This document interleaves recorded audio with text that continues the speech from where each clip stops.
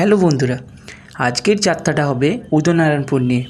তো আজ বৃহস্পতিবার, এদিকে মঙ্গলবার রাত থেকেই ভারী বৃষ্টিপাত হওয়ার কারণে দামোদরের বাঁধ থেকে উপচে জলমগ্ন হয়ে পড়ে। এই মুহূর্তে আমরা সবাই টোটোতে বসে আছি আর সবাই মিলে আজকে দেখাবো সেই ডিভিসি জলোচ্ছ্বাস। দেখতে পাচ্ছ, এই হচ্ছে সেই ডিভিসি জলোচ্ছ্বাস। জলের যে পরিমাণ বেগ দেখা দিয়েছে, প্রায় এই জল উদয়নারায়ণপুর পুরো ভাসিয়ে দিয়েছে। তোমরা দেখতে পাচ্ছ এখানে সড়ক থেকে শুরু করে আমাদের যে মেন রোড, সেটা পুরোটাই জলমগ্ন। আমতা উদয়নারায়ণপুর এবং উদয়নারায়ণপুর মুন্সিরহাট এবং রাস্তার বিভিন্ন জায়গায় ক্রমশমান জল দাঁড়িয়ে যাওয়ার কারণে যান চলাচল বন্ধ করে দেওয়া হয়েছে।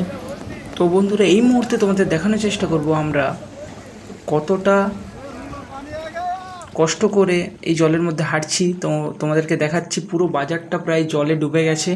সাধারণ মানুষ এবং স্থানীয় বিধায়কের কাছ থেকে জানা গিয়েছে, যেভাবে ডিভিসি অর্থাৎ দামোদর ভ্যালি কর্পোরেশন জল ছেড়েছে, তাতে তার পরিস্থিতি ক্রমশ খারাপ হচ্ছে।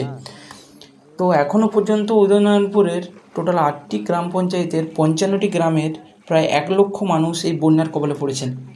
তো তোমরা দেখতে পাচ্ছ সাধারণ মানুষ থেকে শুরু করে সকলেই কতটা জল পেরিয়ে তাদের বাড়ি পৌঁছচ্ছে। আর কিছু কিছু বাড়ি থেকে শুরু করে অনেক ক্ষয়ক্ষতির সম্ভাবনা। আর 48টি ত্রাণ শিবিরের মধ্যে 6000 মানুষকে সরিয়ে আনা হয়েছে। তো বন্ধুরা, অনেক কষ্ট করে তোমাদেরকে দেখানোর চেষ্টা করলাম উদয়নারায়ণপুরের অবস্থা। তো আমরা যে কাজের জন্য গিয়েছিলাম সেই কাজটা আমাদের হয়ে গেছে। তো অনেক কষ্ট করে সেই জায়গায় গিয়েছিলাম। কোনো গাড়ি পারাপারের কোনো ব্যবস্থা থাকেনি। দেখতে পাচ্ছ এত জলের কারণে সব গাড়ি বন্ধ ছিল।